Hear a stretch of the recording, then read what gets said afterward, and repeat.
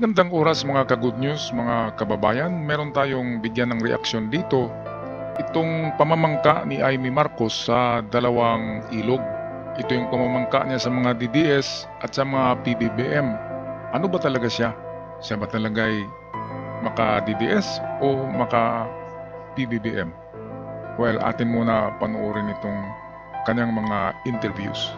Ma'am, comment sa threat ni VP Sara sa kapatid po Wala ninyo. muna akong comment. Pakikinig muna ako. Ano ba sinabi ni Bobo? Hindi ko narinig eh. Hindi raw niya, ma'am, papalagan daw po ni Pangulo. Hindi daw dapat pinapalagpas yung mga ganun ba?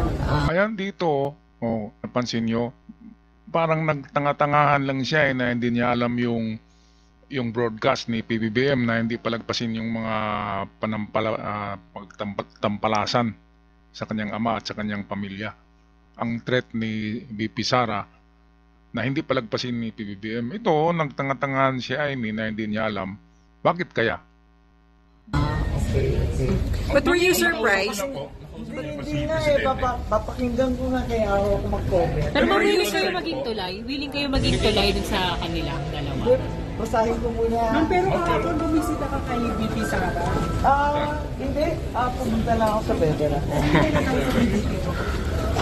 Ito si Amy, bakit nga kaya palaging gusot ang buhok nito? Sinadya niya yata eh. Ganda kasi kung naka-reband yan. Yung makintab tingnan, diyan naka ba yung buhok niya? Entangled. Okay, so atin bigyan yung reaction niya na hindi muna siya mag-comment. Actually, talagang napaka-clever niyan. Mga brilliant mind yan, utak ni Apula kayang mga yan eh. Sa palagay ko, itong si Amy Marcos ay isang kung sa spy pa, infiltrator ito. Pinasok niya ang grupo ng mga DDS, nagipagkaibigan kinadigong ng matagal, talagang nilagayan dyan. Ano bang mas mabigat, di ba? Tubig o langis? Di ba? Tubig o dugo? Mabigat ang dugo. Mabigat ang langis actually kaysa tubig, pero pumaibabaw ang langis sa tubig. Kaya ganyan yan, merong tinatawag na in the battle of the brains, the genius is the king. Ang mga genius lamang ang hari. Sa mga Duterte kasi ay ladlaran kaagad yung galit nila, pinapakita nila, andin mag-publish sila ng mga grabe na mga salita. Kung napansin niyo ang mga Marcos na hindi ganyan. Kaya meron silang mga plano na deep penetrating. Ang katulad ni Amy, matagal nilang nilagay sa mga Duterte si Amy kaibigan. Minsan binanatan ni Amy si PBBM. Pero actually, magkapatid yan eh. Alam nila ang ginagawa nila. Kaya kahit na matalo si PBBM ay pwedeng tatakbo ito eh. Pwedeng tatakbo ito pagka-presidente kasi dalawa ang ilog niya. Ang supporters niya ay loyalista at mga DDS. Kasi Amy Marcos alam ng mga tao na panig siya kay Duterte. Pero ang puso niyan ay kay Imelda Marcos pa rin ang puso niyan. Pusong babae. At Imelda Marcos talagang loyalista ni Apo Lakay. Di ba ano sa palagay niyo mga kababayan? Nakuha ko ba ang puzzle ni Amy? Dahil tinutulig siya si Amy dahil sa pagkabalingbing niya eh. Pero hindi, in the battle of the brains, the genius is the king. Ganyan yan sa larong chess, sa larong dama, ay meron ka talagang isakripisyo, di ba? Meron kang ipakain.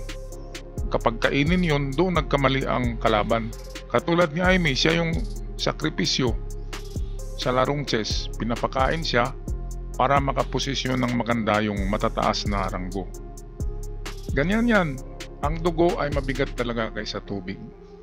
Kaya kahit anong mangyari, ang magkapatid ay magkapatid. Ganyan yan sa aking analysis dito sa nangyayari. And in the future, dahil marami na rin ang itong nagalit kay Amy na mga loyalista, at kung manalo man ang mga Duterte na babalik sa pagka-presidente, at least si Amy Marcos ay senador pa rin yan. Maging senador pa rin dahil kaibigan niya si VP Sara at Digong. Kaya ganyan yan, plastikan lang yan eh. Laro lang yan sa politika. Okay, balik tayo kay Amy. presidente sa security. Ma'am, were you surprised sa mga sinabi ni VP Sara? Oh. Walang sagot eh. Hindi yan ma-surprise. Alam niya yan. Kasi magkaibigan nga yung dalawa eh, si VP Sara. Kaya nga naluklok si VP Sara.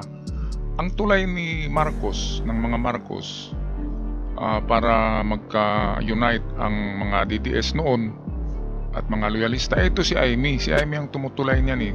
Siya yung nag-connect sa dalawa.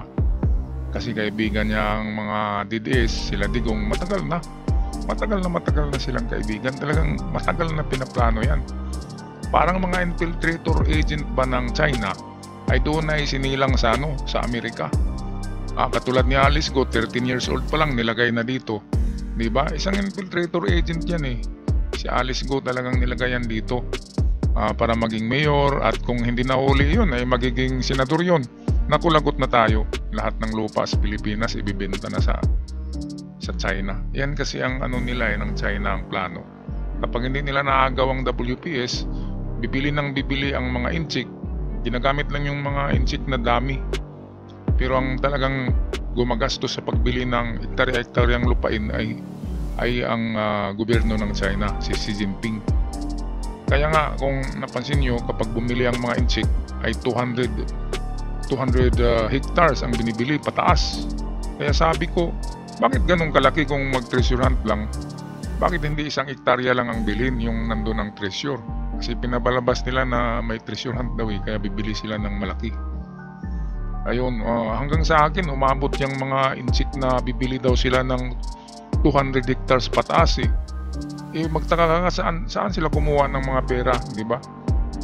I-funded yan ng partido ng China, ng gobyerno ng China, para bilhin ng paisa-isa ang lupain ng Pilipinas, lalo na dyan sa Palawan. Halos 20% ng mga may-ari dyan ng resort ay inchik na eh. Kaya ingat kayo dyan, taga Palawan, huwag kayong masyadong magbenta sa mga inchik. Pabayaan nyo yung pera, ang pera ay mawawala, ang lupa nyo ay hindi mawawala. Okay, so hanggang dito lang ako. Sana patnubayan ang mga utak ng mga tao ng ating Panginoon na ito'y lalamig. At hanggang sa muli, ako'y magpaalam at huwag kalimutan mag-subscribe sa ating channel. Paalam!